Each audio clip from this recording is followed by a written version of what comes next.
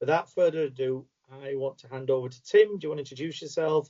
We're going to be talking about priorities for the use of funding, maintenance, rebuilding, and future planning for school building.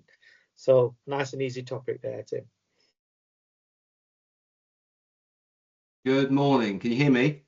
Yeah, I can hear you, and I'm sure super. Thank you.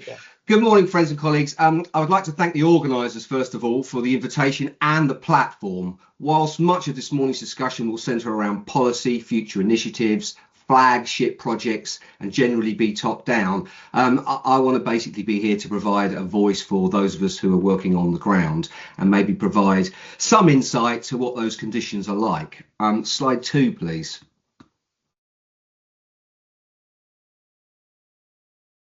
Warneford Consulting. Okay, so we work exclusively across the school sector. We provide estate, energy and bid management resources to everyone from standalone village schools to 25 plus dioceses, etc. And I'm here to lobby on behalf of those schools who are in desperate need of significant capital investment to address their crumbling and no longer fit for purpose school buildings. As Liz alluded to, it's very well documented and widely accepted that these schools, of the 21,600 according to the National Audit Office, with its 64,000 blocks, remains in very poor condition. Anyone looking for accurate resources I would direct you to the National Audit Office report of 2023. As we know, much of the school estate is aged, life expired, and its rate of dilapidation continuously outpaces government investment. Therefore, the decision by the Labour administration to retain and now extend the school rebuilding programme from the original 500 schools to over 750 over that 10-year investment, cost of over £2 billion, sounds in theory a fine policy. However, slide 3, please. So this slide effectively shows a potted history of the school rebuilding programme as far as I could go in terms of accessing available data. As I say, progress has been hard to monitor. There is a dearth of publicly available information on progress, especially on completed projects. And you may well, question why the reticence, and I'll leave you to draw your own conclusions as to that.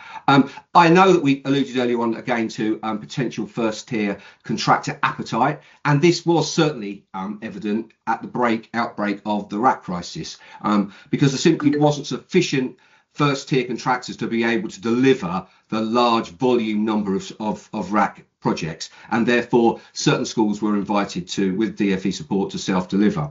COVID again has been cited as one mitigation for the lack of progress, and yet again for those of us on the ground who are operating under school condition allocation or condition improvement funding, we continued to deliver capital projects throughout COVID, because we obviously recognise that schools need to be safe, warm and dry if they're to remain functional and open. So I think my question really is that, given the lack of completed project data, the decision in late 2025 to add a further 250 to the SRP as part of the government's 10-year infrastructure strategy, I think needs to be challenged, especially at a time when the remaining 21,000 schools not included in the SRP are in such dire need of capital investment. The attractive long grass seems to offer the greenest solution, but it fails to address what is needed now on the stony and hard ground. Slide 4, please. When we compare the levels of investment for SRP, circa 2.4 billion per year level of capital investment, we then look at what's left for the remaining 21,000 schools. And it's not difficult to question how equitable and utilitarian such a policy is. At present, those schools with less than 3,000 pupils on roll have only one single route to being afforded capital investment, that via the Condition Improvement Fund, CIF. It's now been running for 10 years, and in that period, in that 10-year period, we have delivered circa 14,000 capital projects. Not a bad return. If you work on the premise that on average it's maybe £500 million, so for £5 billion, we've delivered 14,000 projects. Pretty good.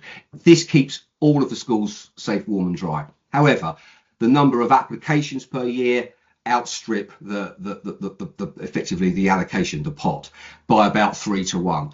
And it's clear that the DfE are are kind of evaluating SIF projects via a prism of risk. So risk to life is obviously for asbestos, potential safeguarding, fire safety. Those projects are likely to be funded, or those projects, those applications that can basically evidence risk of very immediate school closure. So a single point of failure on a boiler, types of projects will be funded. One of the work types which concerns me, that's not being funded, that traditionally was but is now less likely to be funded, is those ones around the building envelope. So roofs, windows, cladding, etc.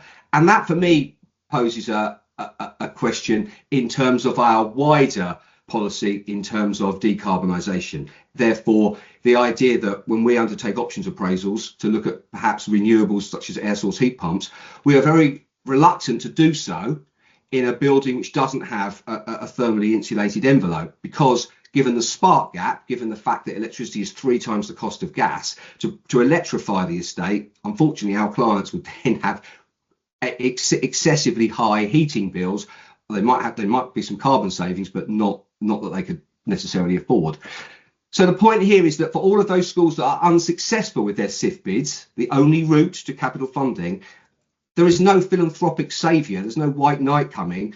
Effectively, their condition of their estate continues to deteriorate, and all they effectively can do is then resubmit in the following year.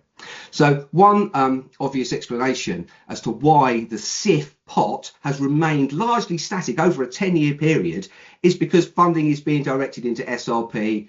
Obviously, it addressed RAC. And whilst we understand that, in terms of the number of schools, the percentage of schools on SRP is about 3.5%. So the other 96.5%, they're the Cinderellas. They're the guys that are trying their very best to make ends meet. So my platform today is to try and lobby for people to consider that SRP is not the only route out of this, and that we really do need to take consideration of all sorts of reports, whether it's national audits, whether it's any DFE ones that they're aware of themselves. My question is, why is the money going directly into SRP and not into the larger volume of schools? So slide 5 is, I'm just going to leave you possibly with a rhetorical question. Thank you very much for your time.